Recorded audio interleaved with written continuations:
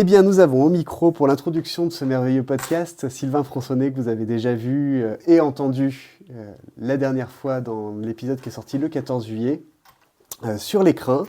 Sylvain, bonjour. Bonjour à vous. Bonsoir, ça va Ça bien? va, ouais, nickel. Et vous? Est-ce que tu peux nous en dire un petit peu plus sur le concert de ce soir? Comment ça se passe? Alors, le concert de ce soir a un goût particulier, hein, parce que comme tu le sais, Oldelaf est le parrain de notre saison.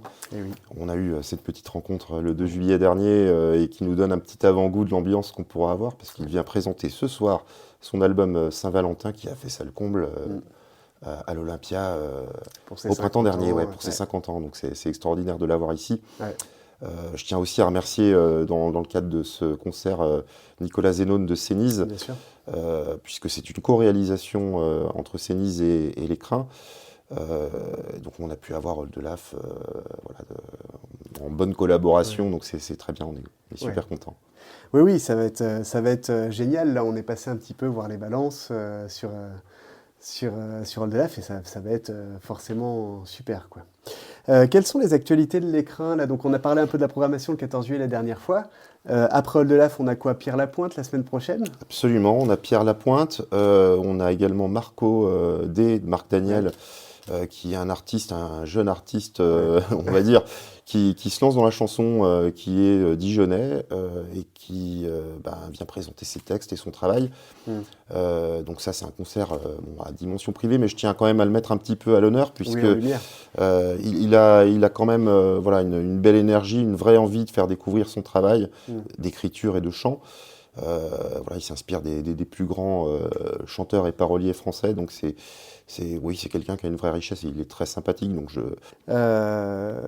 super, donc là tu nous reviens de la Drôme. Ouais, j'avais une petite navigation jusque là-bas aujourd'hui obligatoire, donc l'aller-retour et je pouvais pas louper mon parrain, quoi. Bien sûr. C'est pas possible, ça aurait Mais été... toi, contrairement à lui, tu n'es pas en short. Non. Ah, il est en short, je l'ai pas encore vu. Mais... D'accord. Depuis que tu es passé à notre micro, tu as fait Avignon aussi? Oui, tout à fait. Ça s'est bien passé, t'as trouvé des pépites? J'ai trouvé quelques pépites. Alors, je me suis limité à une petite dizaine de suggestions, parce qu'il y a plein de belles choses. Je suis resté 5 jours sur le terrain et c'est vrai que beaucoup de choses qualitatives entre les troupes émergentes ou les compagnies plus affirmées. Il y a toujours de très très belles choses entre la programmation officielle ou celle qui est un peu plus off pour le coup. Bien sûr. Il y a vraiment de très très belles choses. Bon, je ne saurais résumer tout ça ici, mais je pense qu'on a des pistes qu'on va réserver pour la saison 26-27. Tu as eu des coups de cœur? Oui. Il y en a eu clairement, ouais. D'accord. Sur des belles mises en scène, je trouve que certaines compagnies ont vraiment fait un effort immense sur les décors. C'est impressionnant, il y a des choses absolument saisissantes. Ouais, c'est fou. Ouais. Ok. Question que je ne t'avais pas posée quand tu étais venu. En tant que directeur de l'écrin, là, tu es obligé, alors pour le parrain c'est différent, mais tu es obligé d'être là à tous les spectacles? Pas nécessairement. Là, on est dans le cadre d'une co-réalisation, donc souvent les co-réalisations ne se font pas de cette manière-là. C'est-à-dire que les maisons de production viennent louer l'écrin. Le seul qui a l'obligation de présence, c'est notre régisseur général, c'est l'interlocuteur technique. Arnaud, après, Arnaud Maurice, qui est bien installé dans son rôle et qui le fait très bien.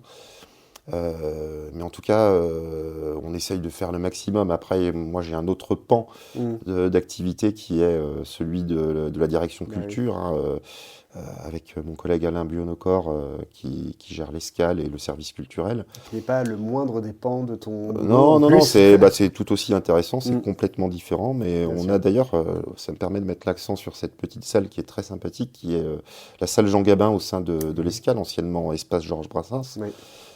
Qui est une petite salle qui fait entre 80 et 90 places, un petit théâtre, quoi. C'est super sympa. Qui est tout en long, c'est étonnant. On le connaît un peu parce que Olivier, qui tient l'association Dinguet Events, organise des concerts là-bas. Et effectivement, c'est une salle qui est très intimiste où vous avez le public devant, quoi. Vous ne pouvez pas mentir, c'est super. Absolument, c'est vrai que c'est très beau. Ouais. D'accord.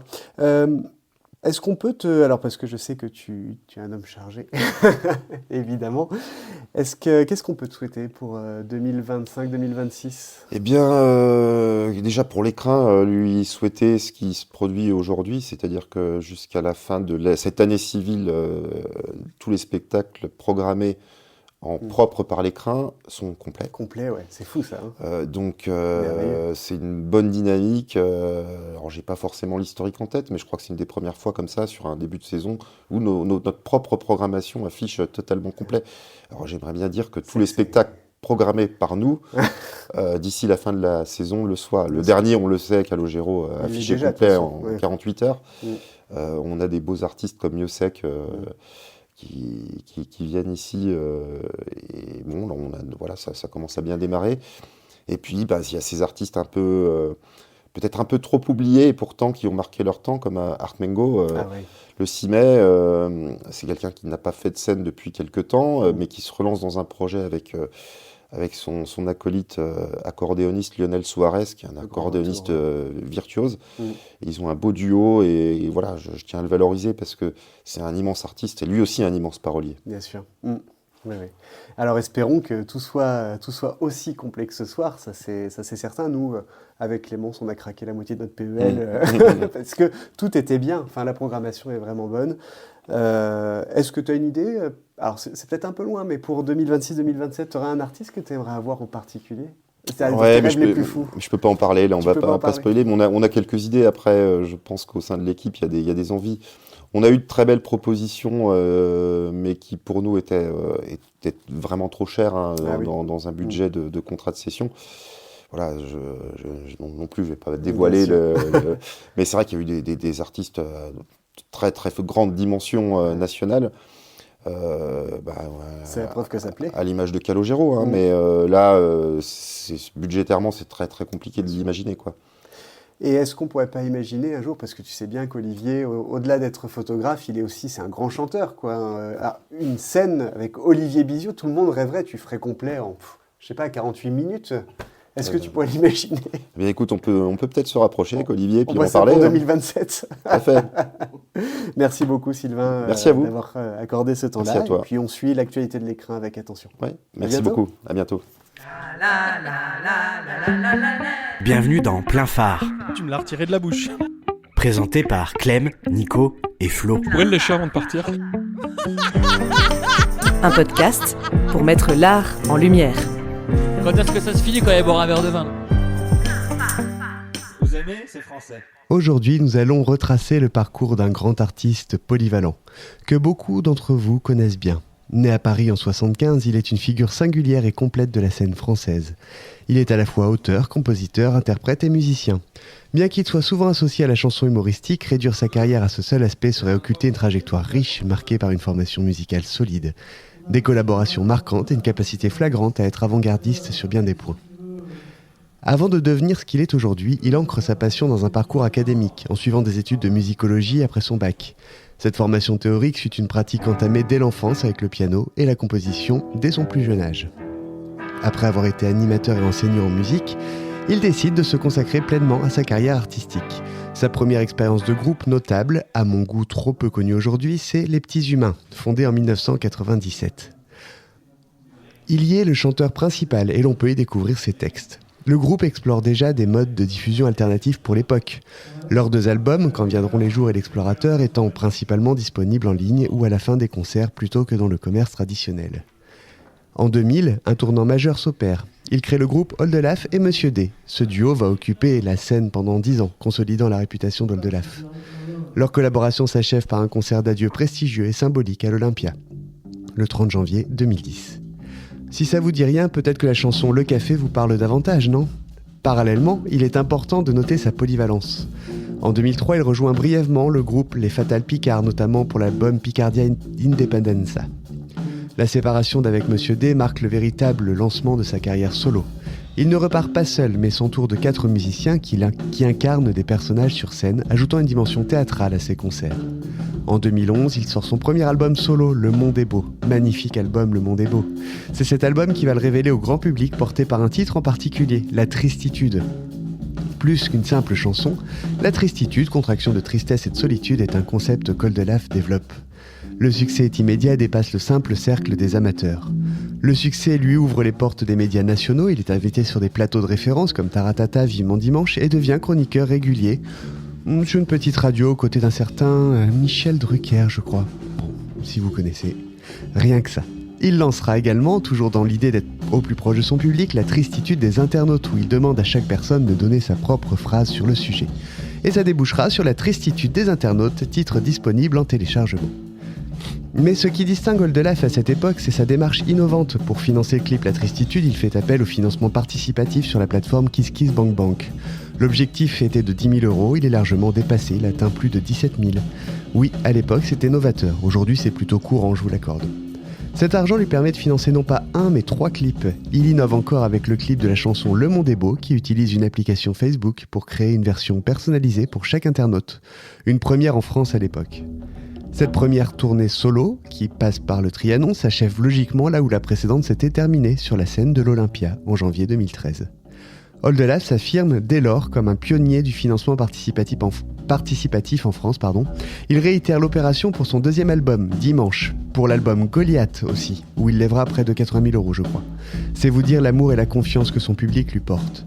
Cette méthode lui permet de conserver une indépendance artistique totale et de financer des productions ambitieuses comme l'ajout d'orchestre à cordes sur l'album Goliath. Parallèlement à ses albums personnels, Oldelaf multiplie des projets. Il écrit des albums pour enfants, dont Bête et Méchant, qui sera primé par l'Académie Charles Cros.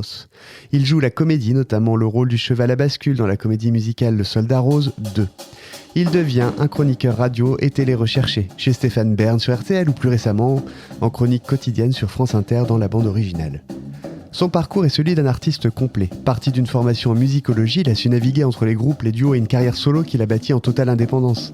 Bien au-delà du succès de la tristitude, il s'est imposé comme un auteur prolifique, un artiste de scène reconnu, capable de remplir le Trianon, l'Olympia et le Zénith de Paris, mesdames et messieurs. Une carrière riche qui se poursuit aujourd'hui à la fois en musique, sur scène et à la radio. L'artiste, c'est 8 albums, dont 2 pour enfants. C'est des salles complètes comme ce soir à l'écran. C'est des tournées de fans en délire aussi. Alors oui, en temps normal, j'ai plutôt tendance à faire des présentations un peu humoristiques, mais là, face au taulier, j'ai préféré ne pas le faire pour 2 raisons. La première, il est important de mettre en avant son parcours, et là où il est aujourd'hui, à force de travail et d'acharnement. Et la seconde, parce que, bon, l'humour c'est davantage son métier que le mien. Alors bienvenue au plus célèbre rocker parisien, Olivier Delafosse, Oldelaf pour son public, Ol pour les intimes, Oldelaf pour certains aussi, et d'autres choses. Il y a des gens qui ratent le L, ouais, je sais pas, ils veulent pas, ouais, c'est vrai. Je sais pas, c'est quoi le pire qu'on t'ait dit ? Oldegard. Et c'est vrai ? C'est vraiment vrai qu'on me l'a dit. Ah ouais ? Mais sur une émission de radio, complètement con. Je crois que c'était je pense que c'est pas énergie, mais il y a une énergie locale, je sais pas quoi. Il faisait que des blagues, c'était ultra lourdeau. Et on est école de guerre et machin. Alors c'est Oldelaf et tu pouvais pas en placer une. Il faisait que des. Ouais, il me dit ouais, t'as fait une chanson, c'est tire-fesses, c'est pour tirer des fesses. Ah C'était, wow. Ça restait très subtil donc. Ouais, mais j'étais assez stupéfait. Bon, bref. Non, mais il y a un truc vraiment cool qui est arrivé à Orly. J'étais à Orly et il y a une famille qui est là, qui passe avec un caddie, qui se retourne et fait Oh, Orelsan voilà. Mais voilà, c'est presque. Ça. Ouais, presque. Première lettre était bonne. Ouais. Bon. Donc, Orelsan, bienvenue. Merci. Non, bienvenue Oldelaf, merci de te prêter au jeu et d'être là ce soir. C'est un vrai plaisir pour nous de t'avoir au micro. Je crois le savoir. Tu es le parrain de la saison 2025-2026 de l'Écrin, donc la salle dans laquelle on est aujourd'hui. Et la question que tout le monde se pose, c'est combien se payer pourquoi tu as choisi de faire l'inauguration justement en short? On en parlait tout à l'heure. Alors je vais vraiment rétablir la vérité. C'est que j'étais arrivé en short en effet parce qu'il faisait très chaud et que j'ai de très belles jambes, donc je sais que les shorts me mettent vraiment en valeur. Et j'étais en loge en train d'attendre et Sylvain, le directeur de cette salle, est traître, évidemment à ses heures perdues, m'a dit non mais il n'y a pas de souci, de toute façon tu passes plus tard. Et en fait il m'a appelé sur scène à un moment où j'étais en short, voilà. Et c'est quelque chose que je n'avais pas du tout prévu, que le monde n'était pas prêt. Ça se paiera. Certainement. Bon, et plus sérieusement, Pourquoi as-tu choisi d'être le parrain de l'écrin ici ? Est-ce que c'est un attachement particulier à la région ou est-ce que quelle est la raison Alors, il y a deux choses. L'écrin lui-même, je le connaissais pas. Ouais. Donc j'ai découvert quand je suis venu faire l'ouverture de saison. En revanche, la région, oui, depuis quelques années, j'ai toujours bien aimé la Bourgogne, mais j'ai eu la chance de rencontrer plein de gens assez merveilleux, et notamment dans le milieu viticole. Bien sûr. Et encore plus particulièrement du côté de Nuits-Saint-Georges. J'ai plusieurs qui sont des gens qui sont devenus des amis vraiment proches. Et qui font un vin merveilleux, mais c'est vrai que j'ai l'occasion de jouer plusieurs fois, d'être invité dans ce coin-là, et ça me touche de rencontrer des gens qui... les aléas du direct. Il y a l'immeuble d'à côté qui s'est écroulé. Non, je crois qu'on fait quelque chose qui ressemble un petit peu avec les vignerons. On fait du travail toute l'année, on essaie de le faire de mieux, et on essaie d'apporter du bonheur, je crois, aux gens, et on a la chance de parfois pouvoir le partager avec eux. Voilà. Et donc, je crois qu'il y a cette petite chose qui nous rapproche, et la région est en effet entièrement tournée vers le vin. C'est au cœur de beaucoup de choses, et en plus dans un cadre, je trouve, plutôt assez délicat et pas bourrin. C'est pas du jusqu'au boutisme, c'est plutôt la subtilité, l'esthétique. Et il faut avouer que dans le milieu des musiciens, des comédiens, on a non seulement la chance de profiter de belles choses, et chaque région nous fait plaisir, mais je crois que c'est le boss final, le vin de Bourgogne. Tu sais, c'est vraiment l'aboutissement de tout. C'est le vin préféré de quasiment tous les gens du milieu. Et on les comprend.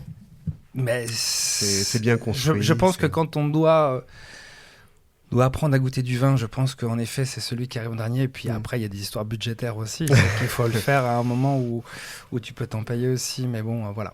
Il y a une légende qui dit que tu fais payer tes concerts en caisse de vin. C'est vrai ou c'est une légende urbaine ? Je suis capable de faire ça. C'est que, non, en effet,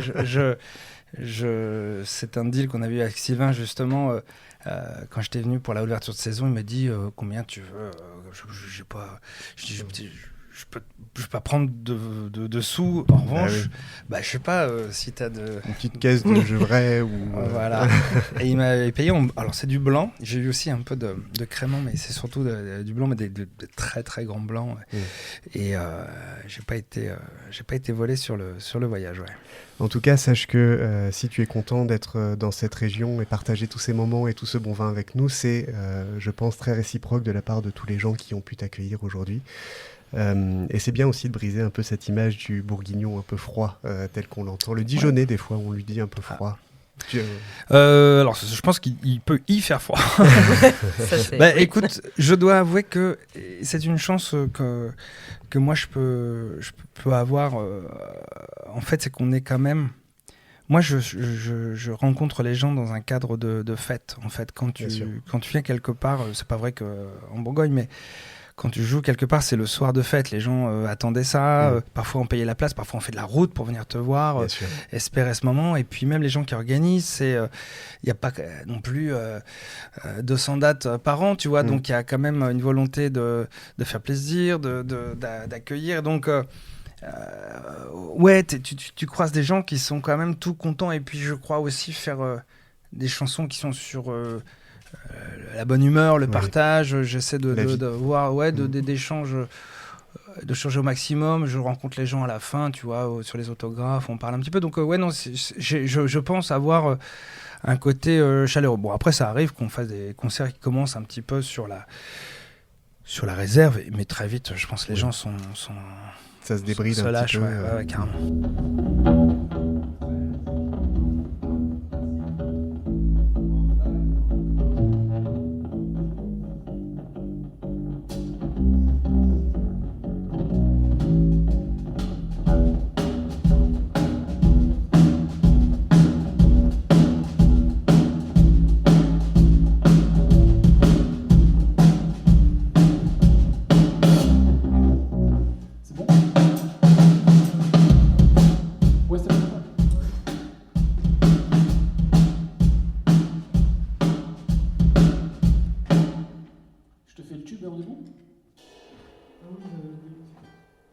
Alors j'avais une question, on en avait un petit peu parlé aussi. Tu fais partie des chanteurs qu'on appelle humoristiques, enfin dans cette catégorie humoristique qui est très particulière. Et quand on t'écoute, on en avait parlé de ça, on est quand même bien loin quand même de Patrick Sébastien et Francky Vincent. Ce genre musical pour toi, c'est un peu sous-coté ? Tu aimerais le faire connaître un peu plus ? Alors je pense en effet que c'est un style à part entière et que ceux qui ne se sont pas essayés à l'exercice le trouvent sous-coté. Mais je crois vraiment que tous les gens qui font de la chanson dite traditionnelle, peut-être au sens noble, je les invite à essayer, à le faire et le faire sans faire des vannes sous la ceinture, comme le font justement Sébastien et Francky Vincent, sans... En fait, je crois que c'est un art vraiment à part entière, mais toute ma vie... Alors, un peu moins, parce que justement, j'essaie de le faire populariser. Je fais partie de ceux, enfin, un peu des chefs de file de ce truc-là, mais on n'est pas les premiers du tout. Je dis parce que je suis pas le seul, mais que ce soit Bourvil, Fernandel en faisait, et puis même encore avant, il y avait des gens, et puis les frères Jacques, c'est ça. Et puis après, Brassens, et puis même Brel, et Renaud. Enfin, tu vois, il n'y a rien d'original. En revanche, les gens n'ont jamais voulu le voir comme un style à part entière. C'est que ça allait... Un peu honteux ? Oui. Pourquoi ? Parce que le rire a toujours fait peur. Mais ça, ça date même du Moyen-Âge. Le rire emmerde, le rire fait peur. Parce que le rire fait réfléchir. Parce que ça dénonce. Et tu dis des choses qui titillent. Voilà. Et tu te moques parfois. Tu te moques pour faire réagir. Même moi, je me moque avant tout de moi-même dans les chansons.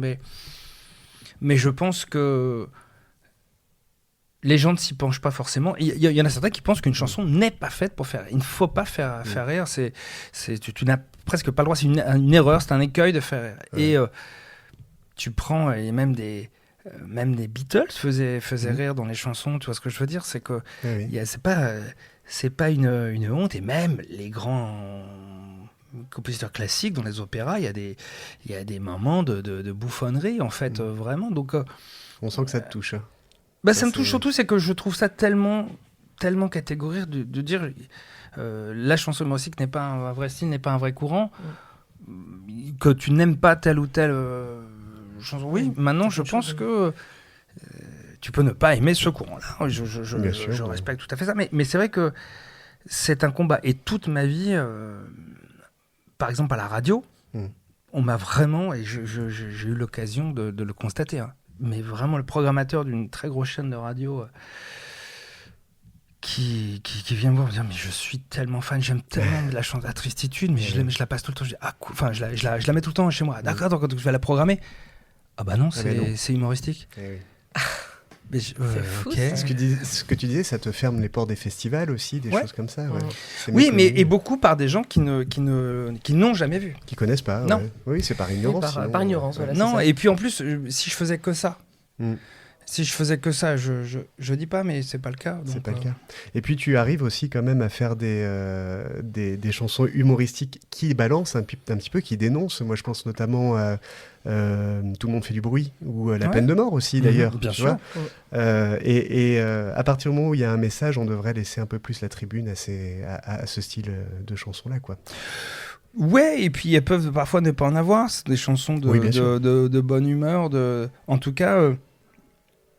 ça vaut le coup de se poser la question en tout cas sur ce qu'elles font et même de toute façon en humour on sait bien que toutes les chansons ne font pas rire tout le monde, tous les sketchs, tous les films humoristiques on peut pas faire rire tout le monde. Bah non, ce serait illusoire. C'est pas grave, et du reste parfois il y a des choses qui te font pas rire parce que c'est pas le bon moment, parce que tu comprends pas. Il y a plein de films, de vannes, de livres, de je sais pas quoi, que tu réalises, tu comprends des années après.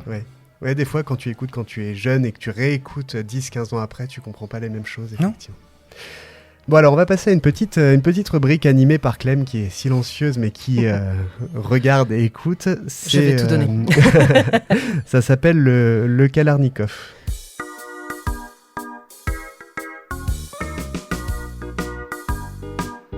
Donc le principe, c'est je te pose des questions en rafale. Tu n'as pas le droit de dire aucun des deux ou les deux. C'est un choix le plus rapide possible. Est-ce que tu es prêt? Allez. Ok. Les petits humains ou les Fatal Picard? Oh, les deux. Non, les petits humains. Ou Caméléon. Oui. Ouais. Netflix en jogging ou soirée d'ouverture en short? Soirée d'ouverture en short. Bien sûr. Bien sûr. Piano ou guitare? Eh bien, piano. Dimanche ou vendredi? Vendredi. Comédien ou musicien? Musicien. Faut pas que je l'écorche. Allez. Invisiblor ou Bouclierman? J'ai un doute sur Bouclierman, donc je vais dire Invisible. Bouclierman, c'était Simon Astier. Il est Bouclierman? Ouais. C'était son rôle, de Bouclierman. Il faut que tu regardes Hérocorp à nouveau. Bah oui, je me sens comme nouveau. Bon, en tout cas, Invisible, c'est bien. Ok. Chanter pour faire rêver ou faire rire pour dénoncer, justement? À la base, c'était chanter pour faire rêver. Mais maintenant, tu as évolué, du coup? Et c'est plus... J'aime toujours chanter pour faire rêver, ouais. Ok.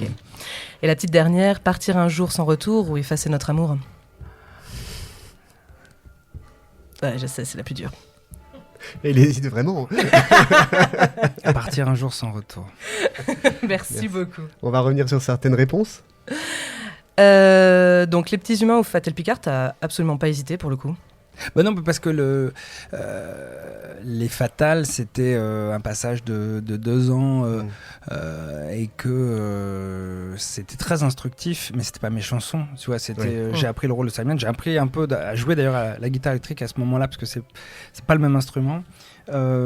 Mais les petits humains, c'était mon projet de cœur. On avait des rêves avec eux. Il y a de très belles chansons d'époque. Ouais. Et on n'a pas eu trop de chance, je dirais, sur les rencontres.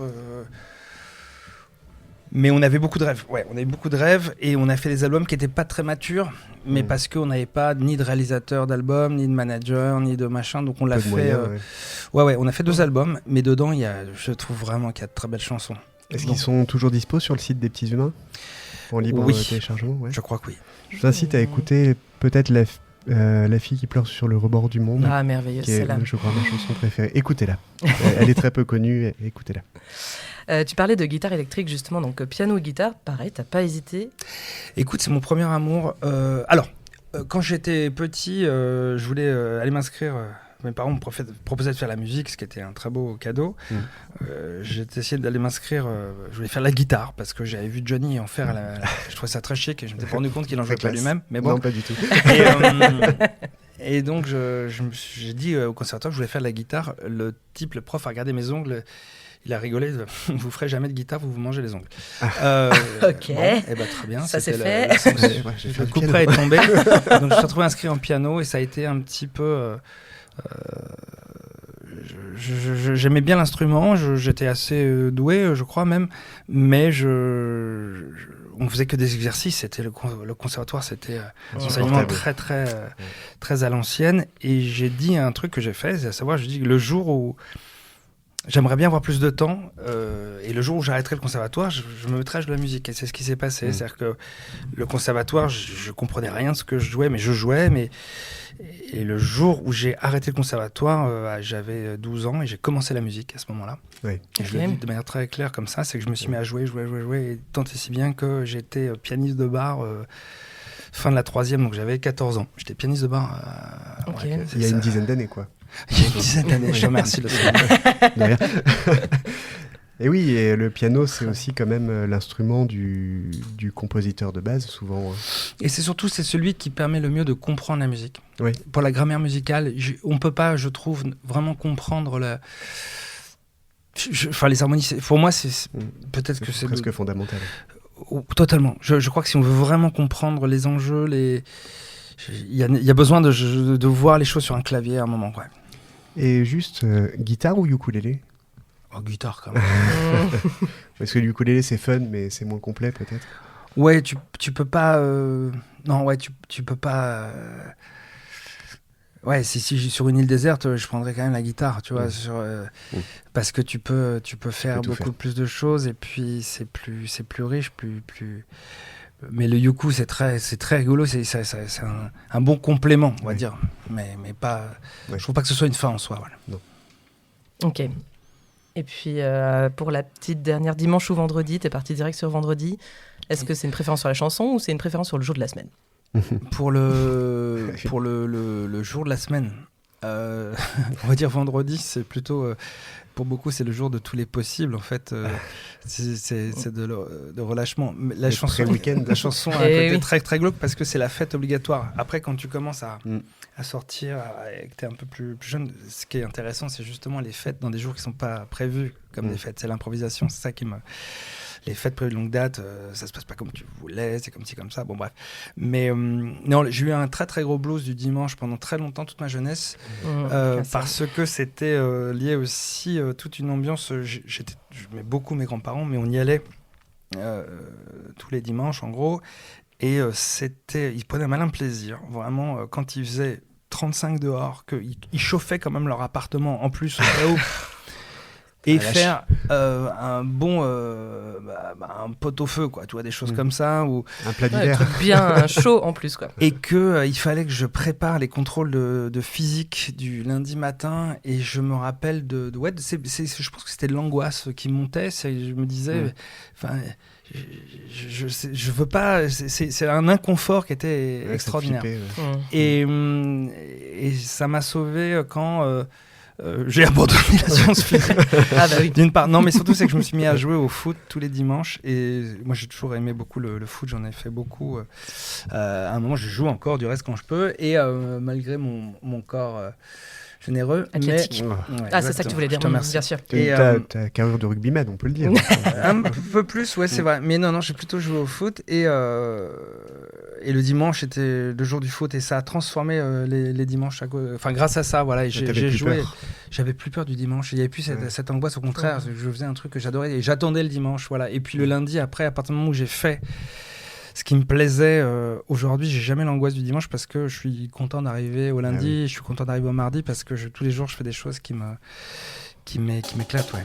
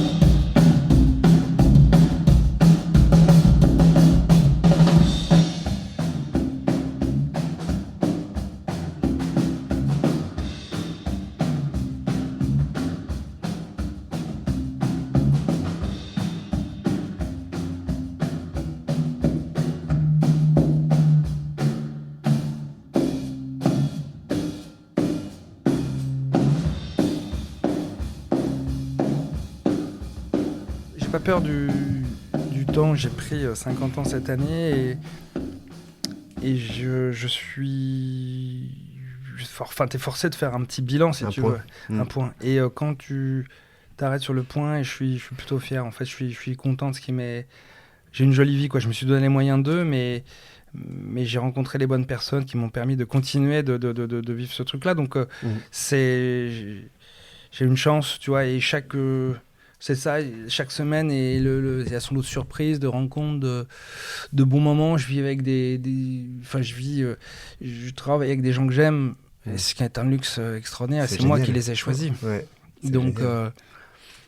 donc voilà, j'ai réalisé énormément j'ai presque réalisé tous mes rêves en fait. Donc c'est quand même pas mal. Un bilan positif, quoi. C'est quoi le prochain rêve alors ? Sur la liste des rêves encore. Eh ben, écoute, je vais être très clair. Que t'as pas coché encore. Ouais, je crois qu'il y a une case que j'ai pas cochée. Je crois que c'était le rêve le plus nul et le plus simple à réaliser. Pourtant, c'est celui que j'avais pas réalisé parce que dedans, il y avait de faire l'Olympia, d'avoir des enfants, de planter un arbre, tu vois, de faire des choses comme ça, un peu symboliques et importantes, et d'avoir une maison en pierre et tout ça. Bon, bref, et j'avais un rêve le plus nul, c'était je voudrais monter dans le sidecar d'une moto. Alors peut-être qu'il n'existe pas de sidecar à ma taille, parce que mais en tout cas, voilà le rêve que j'ai pas réalisé. Qui est effectivement peut-être le plus simple. Tu vois, il y a beaucoup de gens qui pourraient le faire. Cet après-midi, si on décidait, je pense que tu peux réaliser ça en claquant des doigts. Je l'ai pas. Mais tu vois, il me reste des petites choses à faire. Mais le reste des rêves, je crois que j'ai coché la plupart des cases. Ouais. On rappelle à nos auditeurs si quelqu'un a un sidecar. Ça permettra de faire revenir Oldelaf. Alors, Natacha, Bérénice, Nathalie, Marie, les filles qui s'appellent Valérie, mais aussi Pas Adapté, qui est une super chanson que j'aime. Incroyable. Ou Luxembourg, qui est aussi beaucoup plus très poétique. Belle chanson. C'est des chansons d'amour un peu, mais ça parle d'illustres inconnus, ou alors elles ont existé. Et pourquoi la femme, de manière générale, a une place aussi importante dans tes œuvres ? Alors, j'aime pas le mot la femme. J'aime pas le définir comme ça parce que ça mettrait une généralité. Voilà. Définis-le comme tu veux. Tu le définirais comment alors du coup ? Déjà les femmes. Oui. Mais c'est, je crois, j'ai bien aimé dans le fait d'écrire, de personnaliser des choses, des sentiments, des moments, des trucs, le rapport entre la réalité et la fiction, ça je suis le seul à le savoir, on va dire. Bien sûr. Enfin, pas exactement le seul, mais en gros, c'est ça, et j'invite tous les gens qui vont pas bien ou qui vont bien d'ailleurs, mais à écrire, parce qu'une page blanche, c'est la chose la plus puissante. Tu peux mettre absolument ce que tu veux dessus. Et voilà, moi j'ai la chance en plus de pouvoir le partager avec d'autres gens, donc ça donne des responsabilités aussi, tu peux pas mettre exactement n'importe quoi. Enfin, je pourrais, mais ça pourrait condamner la suite de la carrière. Mais en revanche, question de choix. Ouais, c'est ça. En revanche, l'histoire, tu peux la réécrire. Tu peux réécrire. Soit tu peux t'appesantir sur ce que tu as aimé dans ce que tu as vécu, soit sur ce que tu n'as pas aimé dans ce que tu as vécu, soit un peu des deux, soit complètement partir ailleurs. Tu peux être chevalier, tu peux être dans un sidecar de moto si tu as envie. On sent la prochaine chanson. Ça viendra. Et donc sur les histoires d'amour, il y a évidemment des choses qui m'ont accompagné toute ma vie. En effet, c'est plutôt des filles parce que je suis plutôt hétéro, enfin je suis hétéro et que voilà, c'est plutôt ce que moi j'ai vécu, mais que évidemment il y a des histoires heureuses, malheureuses, des histoires éternelles, des histoires fugaces et voilà. En tout cas, ouais, c'est ça, c'est que tu as fait plein de choses et enfin, c'est rarissime. Enfin, tu vois, les gens qui ont aimé une personne et une seule dans toute une vie, tu t'es mis à aimer une personne à 16 ans et toute ta vie tu l'aimeras jusqu'au dernier souffle. Ça existe, hein. Ça existe. Mais c'est pas souvent. Tous des c'est plus rare. C'est plus rare, ouais, voilà. C'est précieux en tout cas pour ceux qui le vivent. Il y a des histoires qui sont très belles, mais très courtes. On est des humains avec des trajectoires qui font qu'on se croise dans le monde et que c'est très beau aussi parfois de se croiser, d'avoir des moments forts, des moments même nuls mais qui peuvent être très drôles. Et donc moi j'ai essayé d'écrire un peu sur tout ça.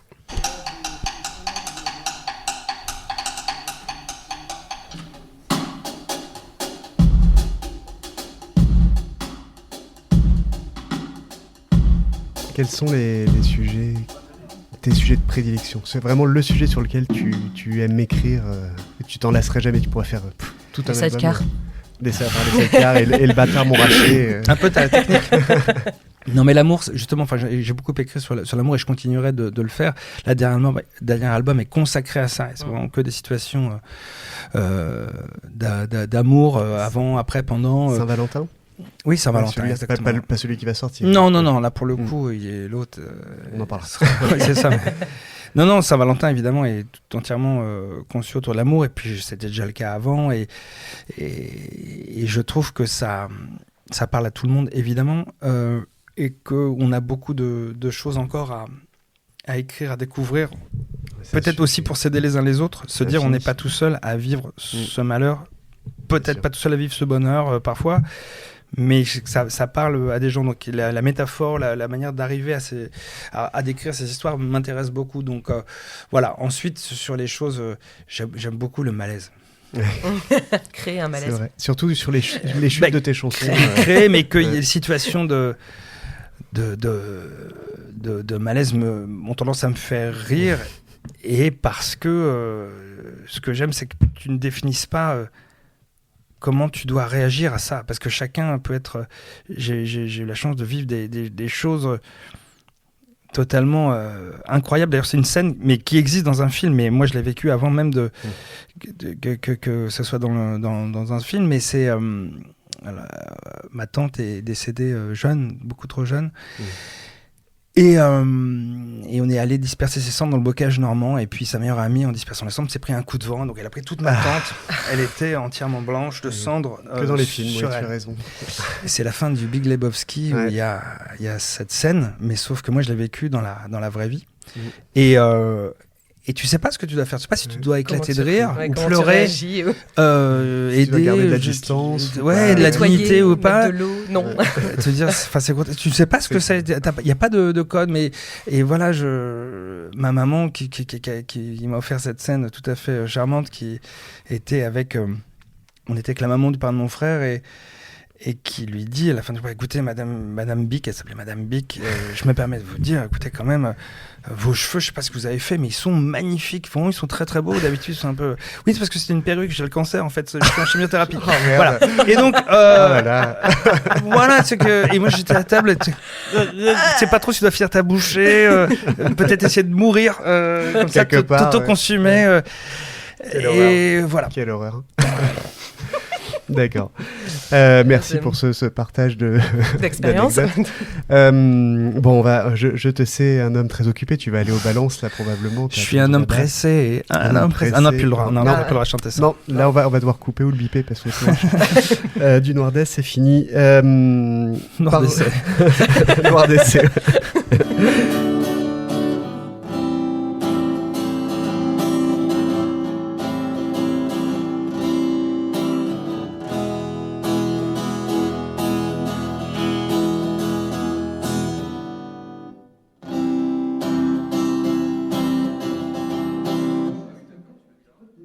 Deux dernières petites questions, très rapides. Est-ce que tu as une chanson préférée dans tout ton répertoire ? Dans celle que j'ai faite, je peux te donner un top 3, c'est pas mal déjà. Allez, c'est bien. Top 3, dans les chansons, je dirais Je ne sais pas. Ah oui. Je ne sais pas, c'est une chanson que j'aime beaucoup, beaucoup, la musique... Et elle n'a pas eu, je trouve, le succès qu'elle méritait. C'est dommage, elle est très jolie pourtant. Je trouve que... Ouais, j'adore cette chanson et je peux la réécouter pour mon plaisir. Je dirais Nancy. Ah, c'est marrant ça. C'est plutôt drôle. Je pensais pas... Qui est violente pourtant un peu. Tu t'es fait accueillir correctement par Nancy après cette chanson-là ? C'est un des plus beaux moments que j'ai vécu sur scène. C'est que... Je l'ai joué et j'avais peur parce que c'était la première fois où je la rejouais. Devant les Nancéens. Ouais, et après, ça avait été un petit fait divers à l'époque et tout. Et en fait, c'est les Nancéens qui l'ont chanté et c'est toute la salle qui l'a reprise à ma place et j'étais très très ému, j'avoue. C'est un très très très beau moment pour moi sur scène. Preuve de beaucoup de second degré du coup, les Nancéens. Ouais, mais c'est quand tu touches à la terre des gens, toi, tu peux faire une petite vanne comme ça, mais quand il y a une chanson qui est un peu à charge, qui paraît à charge, alors qu'elle n'est pas du tout à charge contre Nancy, mais c'est plus raconte autre chose, mais qui n'est pas définie dans la chanson, donc c'était un peu plus dur de le comprendre, mais en tout cas, ils m'ont fait ce cadeau extraordinaire, et je garderai ça vraiment à tout jamais en moi. Et puis, sur la troisième, je fais entre les fourmis et les mains froides, mais c'est quand même une chanson qui est... les fourmis. Les mains froides aussi, remarque, c'est vrai, effectivement. Non, les fourmis, je l'aime bien. Elle est très romantique, très douce, très... c'est dur de choisir. Mélancolique, presque. Ouais. Alors, et du coup, plutôt les mains froides ou les fourmis ? Salaud. On a fini les canards là. Ça j'ai du mal. Ouais. Ça, j'ai besoin. Eh bien, un top 4 alors. Je te dirais par la pratique, je te dirais les mains froides parce que elle m'échappe, si tu veux, parce que beaucoup de gens se la sont appropriée. Et beaucoup de gens m'ont dit que une histoire d'amour les concernant était liée à cette chanson maintenant. On a tous vécu ça. Il y a eu un côté, et ce que j'aime bien, c'est ce côté dans la chanson, c'est ce côté peut-être qui était en plus un peu avant-gardiste en 2011, mais le côté c'est la fille qui mène la danse, et que c'est le garçon qui se fait emmener, qui veut faire le beau, mais qui gère rien du tout. Et ça, c'était peut-être un peu de modernité dans la chanson. Ouais. Ça, ce sont des... Bon, alors après... Toutes tes œuvres sont jolies. Merci pour ce top 4. Et alors, la dernière chose, et après on te libère, c'est... tu vas sortir un nouvel album, là, incessamment sous peu. Est-ce que tu peux nous donner la date et nous dire un petit peu ce que c'est ? Ce sont des chansons... Alors, ça sortira le 14 novembre, et c'est un album qui s'appellera Délire Chronique, et qui est en fait un peu un album compilation de... C'est un best-of, un peu des chroniques que j'avais faites sur Rire et Chanson pendant 3 ans. Oui. J'ai eu l'occasion de faire pas mal de chansons, et il y en a quand même des chansons que je trouvais bien, et qui étaient à la fois complètement cons, mais qui racontaient des choses par rapport à ce dont on parlait au début. Elles avaient un vrai fond, mais je les trouvais très marrantes. Et puis il y en avait des bonnes chansons avec des bonnes mélodies, et c'est quand même dommage. Le problème de la chronique, c'est ça, c'est ce côté jetable. Tu fais quelque chose sur l'instant et après la chanson disparaît. Ça me va pas. Enfin, j'aime pas ça. J'aime bien faire les choses qui ont une histoire, qui s'installent, qui prennent leur temps, et voilà. Et ma carrière est comme ça. C'est plutôt des chansons diesel, on va dire. Et donc voilà, on enregistrait l'album de manière très petit laboratoire. On était à 2 avec Alexis Campet qui a réalisé. Et puis c'était très bricolage, il y avait très peu d'instruments, il y avait une guitare, un petit clavier, une boîte à rythme et une basse, voilà, et on a essayé de faire les chansons comme ça. J'ai fait tous les chœurs, tous les machins. Il y a eu quelques petits invités que je vous laisserai découvrir à de l'album, des guests qui sont pas des guests forcément célèbres, c'est des guests qui comptent beaucoup pour moi. Mais l'album, je suis très fier de cet album parce que il m'a surpris. En fait, je me suis fait, je voulais marquer un peu le coup, et en fait, je trouve qu'il y a vraiment de bonnes chansons, et encore une fois complètement con, mais elles sont bien. Elles bougent. Il y a des beaux morceaux, je trouve. Dont les jeunes en fait partie. Dont les jeunes. Les groupes de jeunes. Les groupes de jeunes. Ah oui, les groupes de jeunes. Oui. Les groupes de jeunes fait partie. Ouvre cet album d'ailleurs. D'accord. Ok, bon. Non, ça ouvre pas, pardon, je crois que je dis une bêtise. Non, ça ouvre pas. Ça ferme. Non, ça ferme pas non plus. Non, je crois que. Non, j'ai cru, mais je crois que c'est une chanson qui s'appelle Chanel numéro 5 qui ouvre cet album. Si je dis pas de bêtises. Mais je l'ai pas revu, j'ai pas eu l'album entre les mains, dans les mains encore, mais donc voilà. Ça nous tease énormément. Alors, donc, du coup, vous pourrez le retrouver sur ton site internet, j'imagine aussi, et puis sur toutes les plateformes légales. Oui. Et peut-être illégales aussi, on sait pas. Ah, peut-être. Ça ne sait pas. Je gère pas volontairement. Déjà, je gère pas les plateformes légales, c'est pas pour gérer les illégales. Merci beaucoup Olivier d'être venu à notre micro, et puis bon concert pour ce soir. Merci pour l'invitation, j'espère vous y voir. On y sera. Bien sûr, on a évidemment. Et puis un petit dernier mot. S'il devait rester qu'un seul mot, ce serait quoi ? Je dirais Ibis. Parce que j'ai oublié dans mon classement une chanson que j'aime bien aussi, parce que j'ai écrit, voilà. Donc, comme 5 ça, c'est un top 5. Allez, voilà, top 5, de 13h à 13h10, voilà, comme le troisième miniateur Flo qui est pas là aujourd'hui. Dédicace à lui aussi. À bientôt, merci beaucoup. Salut.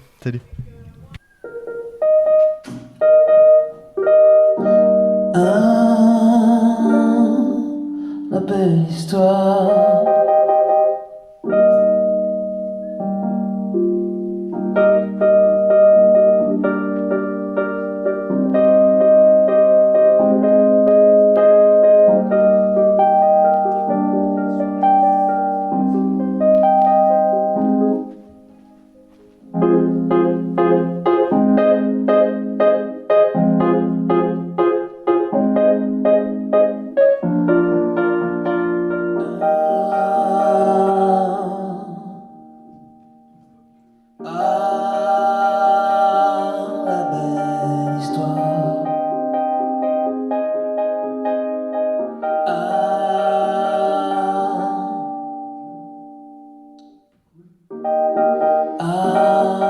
bah du coup on peut monter un petit peu le piano alors, à moins que... Oui, moi je suis au bon niveau là.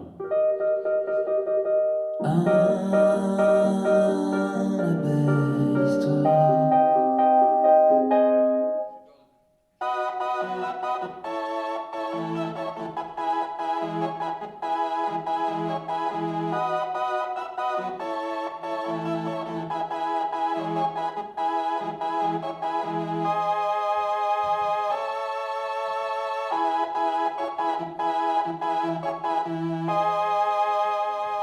Et nous avons également le plaisir d'accueillir... La chance. La chance d'accueillir Pim ce soir à notre micro. Bonjour. Bonjour, salut à tous. Alors, Pim, avant de parler un petit peu de pourquoi avoir choisi ce pseudo, on en parlait tout à l'heure, explique-nous un petit peu qui tu es, ce que tu fais. Alors, je suis le tour manager d'Oldelaf, ouais. En français régisseur de tournée. Ouais.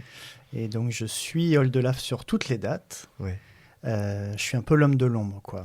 Depuis une paire d'années, une quinzaine ? Ouais, je connais Olivier depuis que j'ai 10 ans, tu vois, j'en ai 45. Ah oui. Donc ça fait un petit bout de route, mais je bosse vraiment avec lui sur les concerts depuis 15 ans, je crois, ça va faire 15 ans, là. Je compte plus, là. Il t'avait pas embauché à 10 ans, j'imagine, ça aurait été un peu bizarre. Non, à 10 ans, j'étais dans le public. Et lui, il commençait déjà, tu vois, quand j'avais 10 piges, il en avait 15, il commençait déjà à sortir de la guitare et à jouer, à écrire ses chansons. Donc moi, je le regardais comme ça avec des grands yeux. Et voilà, qui aurait dit que plusieurs années plus tard, tu vois, je continuerai à bosser avec lui. Comment s'est fait la rencontre, en fait ? Comment t'es passé du public à tour manager ? Et c'est ce que j'adore dans ce métier, c'est que il n'y a pas de formation, quoi. C'est un métier que j'exerce depuis plus de 10 ans, donc comme je te disais, 10-15 ans. Et j'ai fait aucune formation, si ce n'est la formation de la passion, de la patience aussi. Ouais. Et à la base, je suis musicien, donc j'ai eu mon groupe qui s'appelait PPFC. D'accord. On a fait des trucs très très cool ensemble. Puis j'ai eu le statut d'intermittent et moi je voulais continuer à bosser dans la musique. Donc quand le groupe s'est arrêté, je me suis dit il faut que je continue à bosser dans la musique, c'est trop cool. C'était un peu toute ma vie, tu vois, mon rêve d'ado. Et Oldelaf, Olivier, m'a appelé un jour en me disant j'ai mon régisseur qui est malade, est-ce que tu peux le remplacer ? D'accord. Au pied levé, ça s'est fait comme ça. Mais vous connaissiez donc un petit peu avant quand même, pour qu'il t'appelle. Oui, ouais, ouais. Il n'a pas pris quelqu'un au hasard dans l'annuaire. Non, il savait que j'étais musicien, que j'étais motivé, que j'avais mon permis et que j'avais envie, quoi.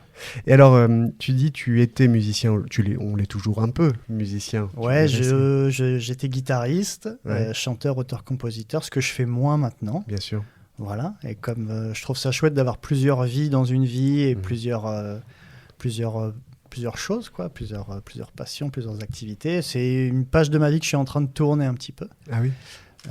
Voilà, donc je fais un peu moins de musique qu'avant, mais je reste quand même toujours à écouter beaucoup de musique, à aller voir des concerts, etc.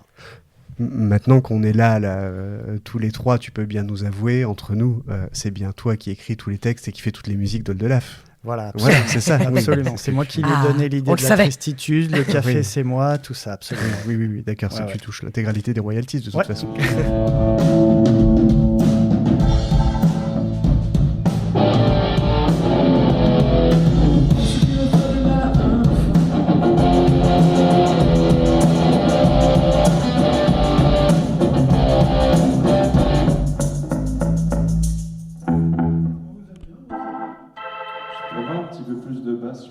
Là, t'attaquais pas mal. On croire que dans la ouais, c'est bon.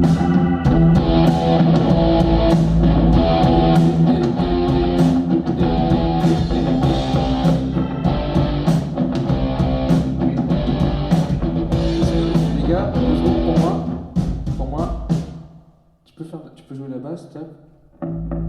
La basse, elle pique, elle fait poc poc poc. Au doigt ça va, mais au médiator ça va, ok d'accord. Et... Ouais. Et de toute façon, tout est trop fort pour moi, Adri, par rapport à mon niveau de clavier. Je sais pas si on peut soit baisser tout le monde, soit me remonter les claviers un peu.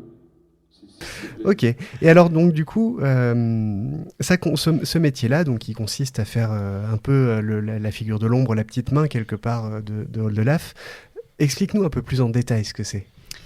Eh ben, si tu veux, moi je prends le bébé vraiment quand la date est calée avec l'organisateur. D'accord. Donc on me dit Oldelaf va aller jouer dans telle ville et ça sera telle date. Je dis ok, et à partir de là je prends contact avec l'organisateur et je fais toute la prépa en amont. D'accord.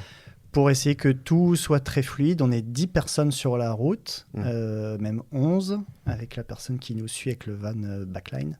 Ah. Et donc, j'essaye de tout millimétrer bien en amont. Ouais. Les transports, l'hébergement, la technique. Voilà, donc, il y a toute cette phase de préparation. Et si j'ai bien fait mon travail sur cette phase de préparation, le jour J, personne n'entend parler de moi. Tout roule comme sur des roulettes. Tout va... et tout le monde pense que tout a été super naturel, super facile. Voilà. Donc c'est ça mon objectif, c'est que le jour J... Facilitateur. Voilà, exactement. Et le jour J, il y a toujours un petit bobo, une corde qui casse, un truc à gérer, un petit problème technique ou quoi. Donc je suis là aussi en support pour... je suis l'intermédiaire aussi entre le groupe, toute l'équipe. Tu vois, il y a 5 musiciens sur scène et on est 5 techniciens. Et donc je suis là en support, je fais l'interface entre les gens qui nous accueillent et le groupe. Et tu as jamais... imaginer ou même peut-être proposé, je sais pas, de jouer de temps en temps avec le groupe aussi, en tant que guitariste, vu que tu es musicien? Ouais, c'est sympa que tu poses la question. Ça m'est arrivé une fois sur un plan vacances, parce qu'on a eu la chance plusieurs fois avec Oldelaf de partir en vacances dans des centres de vacances, où on était accueillis dans un centre de vacances en contrepartie d'un concert. D'accord. Et il manquait un bassiste, parce que le bassiste, je sais plus pourquoi, pouvait pas venir. Et Ol, très gentiment, m'a dit, ça t'amuserait pas de faire de la basse sur ce concert. Donc c'était pas un concert officiel, si tu veux, c'était un concert dans une petite salle de centre de vacances, donc c'était plus détendu, il n'y avait pas la pression, il n'y avait pas tout le décorum, la technique et tout, c'était un peu plus cool. Mais je l'ai pris au sérieux quand même, j'ai bien bossé toutes les lignes de basse et tout, et je m'en suis pas mal sorti. Mon petit pseudo, parce que tu sais, sur le spectacle de Oldelaf, chaque musicien a un petit pseudo. Voilà, il m'avait affublé du nom complètement ridicule de Guilain Canard.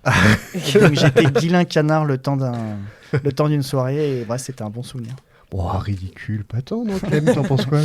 Je vois pas, je comprends pas, moi, pourquoi. D'accord. Et tu disais, j'ai pris la basse, mais tu m'as dit à l'instant que t'étais guitariste. Oui, alors j'ai oublié de te préciser, mais ça, les auditeurs le savent, que tous les guitaristes savent faire de la basse, parce que c'est... La base?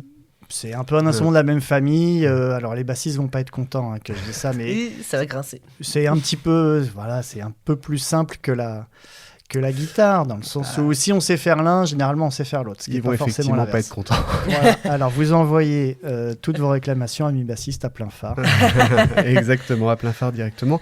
Ou alors vous les envoyez directement à Pim qui vient de dire ouvertement que les bassistes sont pas vraiment des musiciens. Tout comme les batteurs, tu disais, je crois. Ok. Et alors Pim, surnom.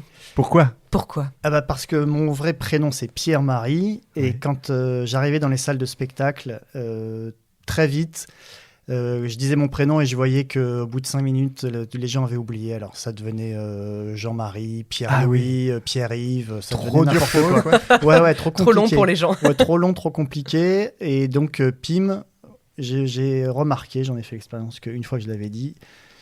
Alors parfois c'est Tim, parfois c'est Jim, mais voilà, disons que ça passe mieux et ça se retient mieux. Et puis voilà, c'est un petit surnom, je trouve ça sympa aussi d'avoir un petit surnom dans ce métier, tu vois, parce que encore une fois, comme je t'avais dit au tout début du podcast, c'est un métier un peu passion, donc on est tous là à bosser autour de la musique, donc moi je trouvais ça sympa d'avoir ce petit pseudo. Et alors, quelles sont tes influences musicales ? Mes influences musicales sont à la fois très chansons françaises, tout ce qui est les Ogres de Barbac, La Rue Quétanou, Debout sur le Zinc, ça c'était vraiment mon adolescence. Ah, oui. Et à la fois le volet rock de la même période, Noir Désir, Nirvana. Voilà, c'est un peu les groupes phares qui m'ont donné envie de faire de la musique et puis qui m'ont fait rêver quand j'étais ado, quoi. Ouais. Et ça te manque pas parce que j'imagine qu'avec ton groupe, c'était PPFC, c'est ça ? Ouais, t'as une bonne mémoire. Il l'a dit qu'une fois. Avec ton groupe, tu faisais quelques scènes. Ouais, on a fait des choses très très chouettes. On a fait beaucoup de belles salles parisiennes. On a fait plus de 300 concerts partout en France. On a fait des albums, un DVD et tout ça. Qu'on peut retrouver quelque part. Et qu'on retrouve bien sûr sur toutes les plateformes d'écoute de streaming et tout. Ah, génial. On va se noter ça. On mettra les liens si jamais tu veux bien, évidemment. Bien sûr, voilà. Mais c'était, encore une fois, une autre époque. L'époque où, tu vois, la chanson française avait vraiment le vent en poupe. Oui. Ce qui est un peu moins le cas, encore que voilà, il y a les Ogres qui refont une tournée là. Ah bon? Ouais, qui refont une tournée. Incroyable ça. Je croyais qu'on les entendait plus trop.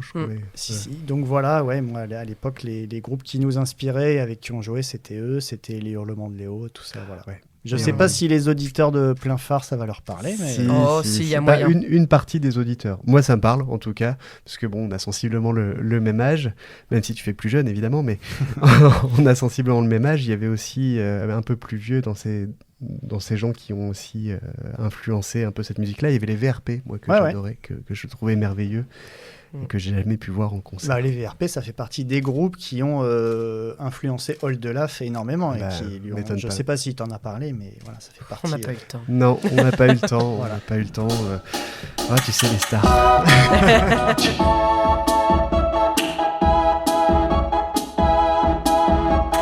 Les chansons restent dans le métro, doivent ces métros jamais ne s'enlacent sur les canons, les terrasses, là ça s'embrasse sous les chapeaux. Le plus jour, Saint-Valentin, la fête de l'amour, Saint-Valentin.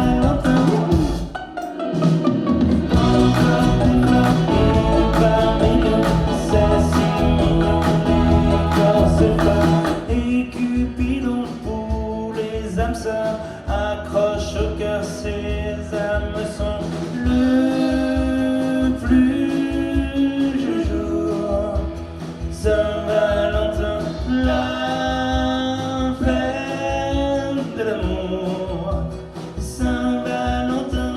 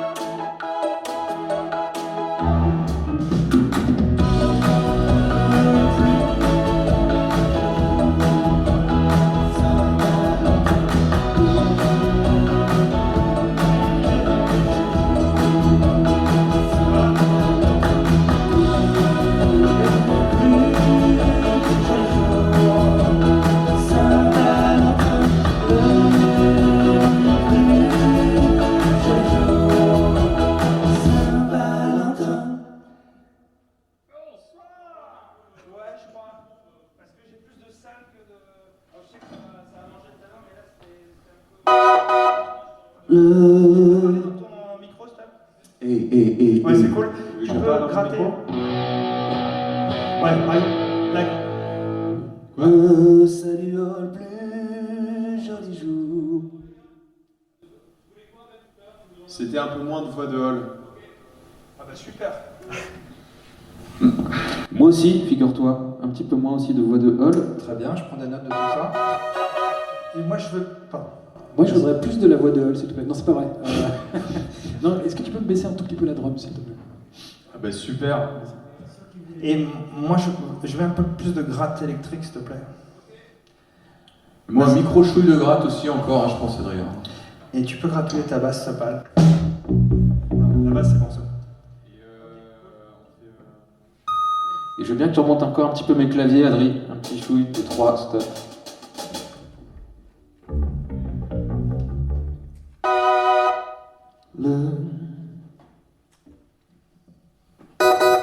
Et alors donc du coup aujourd'hui c'est vrai que tu es vraiment une figure de l'ombre là et tu découvres ce qu'il y a derrière la scène depuis un certain temps maintenant et la question c'était ça te manque pas vraiment d'être devant? Non, parce que c'était pas mal de trac et de stress. Donc non, cette partie-là non, et puis comme je te dis, on a vraiment fait je considère qu'avec ce groupe PPFC, on a fait vraiment ce qu'on devait faire. Ce que tu devais faire, ouais. Et on a vécu vraiment presque 10 années ensemble, super. Et c'était des copains, c'est toujours des copains. Et on a vécu des choses incroyables, des trucs que j'aurais jamais pensé faire, jouer devant plus de 10 000 personnes, faire tes morceaux devant 10 000 personnes. C'est énorme. C'est incroyable. À quel endroit? C'est merveilleux. C'était le festival des 24 heures de l'INSA, donc un gros festival étudiant à Villeurbanne, sur un campus, un stade de foot rempli de gens qui viennent pas forcément pour t'écouter, c'est un festival, ils sortent pour faire la fête. Mais t'es là, t'es sur scène avec tes potos et voilà, et puis t'envoies tes chansons, donc ça fait partie des grands souvenirs. Mais donc j'ai pas de frustration, j'ai fait ce truc-là. Ce que tu pensais, et maintenant je suis sur d'autres choses, j'ai eu des gamins, je fais d'autres choses à côté, voilà. Il y en a dans ce groupe-là qui ont continué leur carrière musicale et qui aujourd'hui ont fait leur trou un petit peu comme Oldelaf? Ouais. Tu parles de quoi? Du groupe PPFC. Ouais, dans le groupe PPFC, il y avait des gens très talentueux. Il y en a assez peu qui ont continué la musique, mais je peux parler de Alexis Campé. Ouais. Alexis Campé, c'était le batteur de PPFC.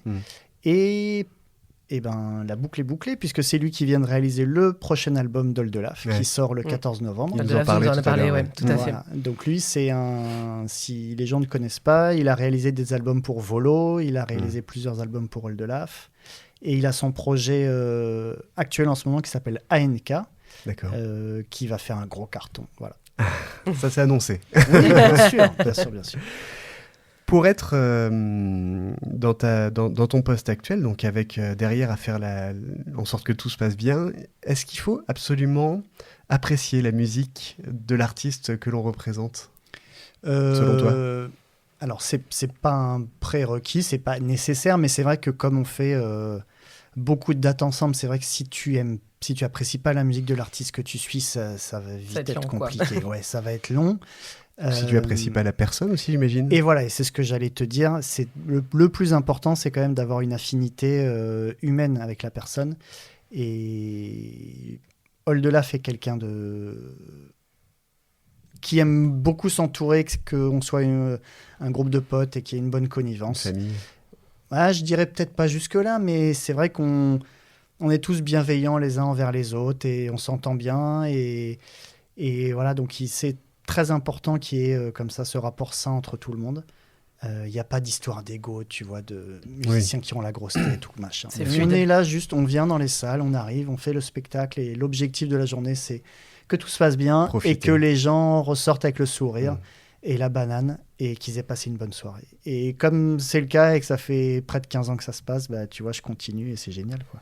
Alors il faut préciser aussi, c'est très peu, ça se verra pas puisque c'est enregistré, mais Oldelaf est derrière en train de le menacer, donc absolument. Ça cache un peu peut-être la substance. Mais...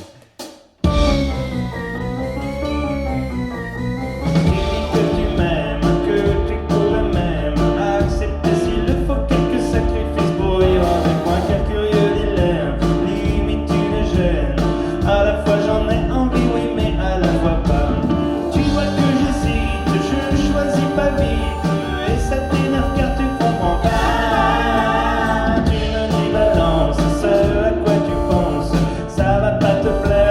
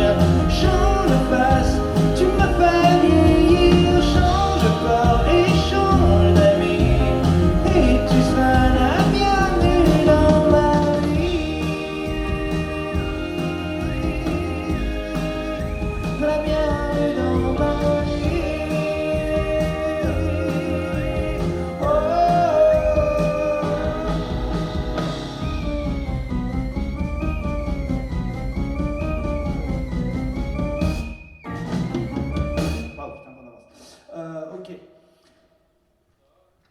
Ta chanson préférée d'Oldelaf? C'est une chanson qui s'appelle Vendredi que j'aime beaucoup.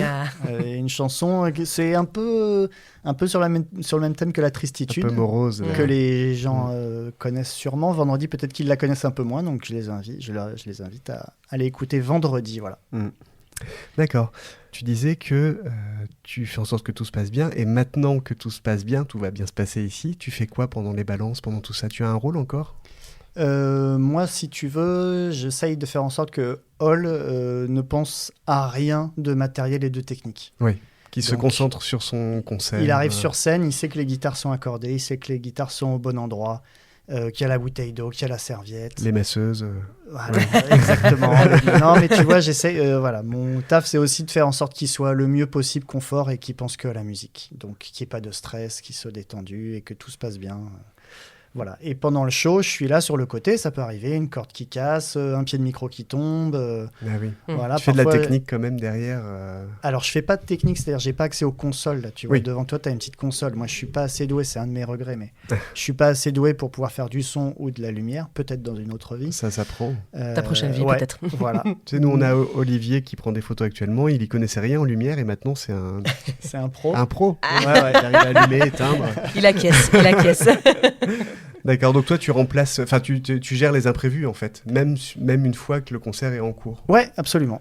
D'accord, ok. Absolument. Et tu disais que vous êtes 5 techniciens, c'est ouais, ça? Absolument. Et du coup, chacun est référent d'un des musiciens? Non, pas du tout. Non, c'est moi qui chapeaute. Je chapeaute à la fois les 5 musiciens et je chapeaute aussi. Donc, on a Étienne à la lumière, Romain qui fait le son pour le public, Adrien qui fait le son pour les musiciens. Et puis, on a Pascal qui est au merchandising. Oui, qu'on a vu tout à l'heure, voilà. qui n'a pas voulu passer au micro. Alors, pardon, mais pour ceux qui ne sont pas pros de la musique, j'ai rien compris au dernier mot que tu as dit. Le merch, qu'est-ce que c'est que le merch? Le merchandising, c'est la petite boutique quand tu veux repartir avec un petit souvenir, un t-shirt, un CD. Des goodies. En fait, goodies, et puis voilà, il y a des très très beaux vinyles qui sont sortis, donc tu vois. Bon. Au niveau du nouvel album, il nous parlait, Pascal a hématisé énormément. Voilà, moi je me remets un petit peu au vinyle, donc c'est chouette de pouvoir repartir d'un concert que tu as aimé avec un vinyle, c'est cool. Quand on fait ce que tu fais, on n'est pas un petit peu le psy de l'équipe aussi quelque part? Alors non, ça je le suis pas. Je le suis pas. Par volonté Non, parce que c'est vrai que je suis d'un naturel plutôt discret et plutôt dans l'écoute, mais je rentre pas, tu vois, dans l'intimité des gars. Ça peut arriver qu'il y ait des petits... Voilà, il y en a toujours un sur les 10, tu vois, qui a un petit souci, un petit tracas, mais non, je me considère pas non plus comme le psy. Une tournée typique de Oldelaf en France et Navarre, ça représente combien de dates? Je saurais pas te dire, je dirais entre 30 et 50 à la louche. D'accord, donc ça fait 2-3 par mois, quoi, finalement. Ouais, c'est ça. Ouais. Je dirais entre 3 et 5 par mois. Et ce qui est très appréciable pour moi, c'est que je ne bosse que avec Oldelaf parce que Oldelaf tourne tout le temps sans jamais s'arrêter. C'est-à-dire que depuis que je bosse avec lui, il y a des concerts en permanence. Il y a peut-être eu, tu vois, une période off de 2 mois comme ça parce qu'il y avait une transition entre 2 spectacles. Mais... Donc ça, c'est super. Pour moi, je suis tout le temps sur la route, effectivement, presque tous les week-ends. Oui, sur un seul artiste. Ouais.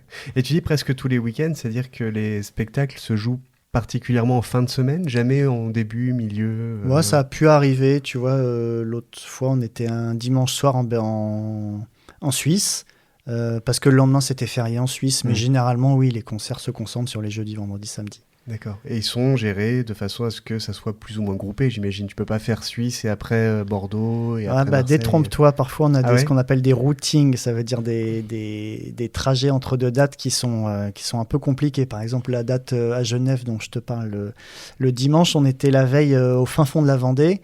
Donc sur le papier, sur le papier, ça paraît pas très très loin. C'est vrai que sur le papier, ça paraît pas très loin, mais il n'y a pas de train ni de ligne d'avion qui font la Vendée, le fin fond de la Suisse. Tu passes par les RCE. C'était forcément voiture, quoi.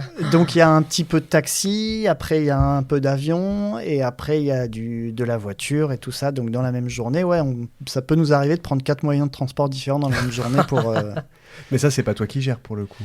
Eh bah si. Si, c'est toi qui gères ça aussi. Si, il disait toutes les parties transport et tout. Ouais, logement, partie transport. Et tout le matos et tout ça, c'est quoi? C'est un poids lourd? Le transport, pendant de longues années, on le transportait avec nous. Donc on avait un van 9 places que je conduisais avec le matériel dans le coffre. Il y avait assez de place pour tout ce matos? Ouais. Et puis, il y a eu un petit peu plus de matos qui arrivait sur la tournée. Et la tournée d'Oldelaf et la carrière d'Oldelaf a fait qu'on a pu se permettre de faire une tournée en tourbus. Donc tu vois les gros autobus où tu dors dedans, tu voyages pendant la nuit, donc ça c'était cool. Énorme, ça. Et actuellement on voyage en train et c'est une société de prestataires avec un chauffeur qui nous livre tout notre matos, tout le backline, les guitares, les amplis et tout ça sur chaque date. Wow. D'accord. Oui, donc comme ça c'est beaucoup plus facile pour vous du coup. Absolument. Ouais, c'est très confort maintenant, on est dans le train ensemble et c'est cool. Qu'est-ce qu'on peut souhaiter à toute cette belle équipe de potes que vous avez pour les années à venir là? Victoire de la musique, de la plus belle tournée, je crois que c'est absolument... Non, je sais pas, de continuer tout simplement, de continuer à ce que les programmateurs nous fassent confiance, à ce que le public soit là et s'éclate avec nous, voilà, c'est ça. Mais vous avez un public qui est quand même assez hétéroclite, avec plein de gens différents, très familial, j'ai l'impression, mais il y a des jeunes, des moins jeunes, des enfants aussi. Ouais. À partir de là, s'il y a des enfants, il y aura toujours du monde, je pense, qui vont transmettre à chaque fois, quoi. Est-ce que tu as un rêve que tu n'as pas encore fait, que tu n'as pas encore réalisé? Une troisième vie. Il y a plein de trucs qui m'attirent, mais par exemple, faire des podcasts comme tu le fais, ça serait un truc que j'adorerais faire. C'est pas compliqué. Non, je sais pas, mais voilà. La radio, ça m'attire beaucoup. Et puis, non, on parlait de musique tout à l'heure. J'ai pas complètement tourné la page, puisque mon rêve, ce serait de faire une petite tournée des campings en Vendée avec mon fils au piano et moi à la guitare pour faire des reprises. Ah, donc ton fils est musicien aussi? Ouais, mon fils a 11 ans, il fait du piano. Ouais. Et donc là, il commence à bien jouer. Et je lui ai dit, si tu continues, on va se faire les campings et on va faire des reprises. Pourquoi en Vendée? Parce que j'aime bien, j'ai une maison là-bas, ça m'éclate et je sais qu'il y a pas mal de campings avec des petits concerts le soir, donc je me vois, tu vois, déjà le soir avec ma petite bière, ma pizza et puis...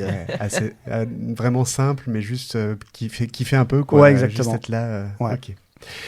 C'est génial, on te souhaite cet équilibre-là, cette tournée, cette future tournée, exactement. Ça va être super. Et puis enfin, ce qu'on demande à tous nos invités... Est-ce que tu as un petit mot de la fin qui résume ta vie ou qui résume... un mot. S'il ne devait en rester qu'un seul, un mot pour les gouverner tous. Il est Trop dans dur. l'expectative. Il cherche. Où est-ce qu'il y aurait un mot Là, on voit que ça bouillonne, c'est difficile. Je vais te dire le mot partage. Partage. C'est un très beau mot. Merci. C'est très très bien. Merci à toi, Pim, d'être passé au micro. Merci plein phare, c'était un vrai plaisir, c'était trop bien. Bon courage, tu repasses quand tu veux. Et puis... on ne sait jamais. On se revoit au concert. À plus. Je pense qu'on a trouvé la solution pour arrêter les guerres dans le monde. On va lâcher des lapins. Merci d'avoir écouté Plein phare. On t'a gâté. Papa, maman, je suis artiste. On se retrouve au prochain épisode. Mais c'est pas un espace.